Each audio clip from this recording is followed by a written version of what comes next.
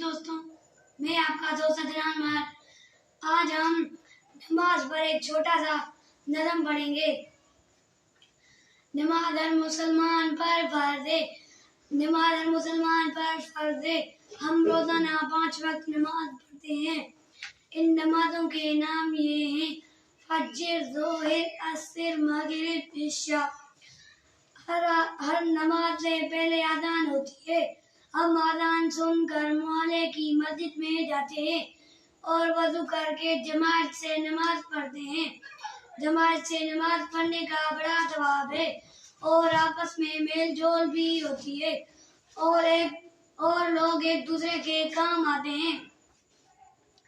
नमाज हमें बुराइयों से बचाती है। नमाज पढ़ने वाला पाक साफ रहता है। हमारे प्यारे नबी सल्लल्लाहु अलैहि वसल्लम ने फरमाया कि नमाज दीन का सुतून है। उम्मीद करता हूँ कि आज की वीडियो आपको पसंद आई होगी। आप इसे लाइक करेंगे, शेयर करेंगे एंड सब्सक्राइब करेंगे। मेहरबानी।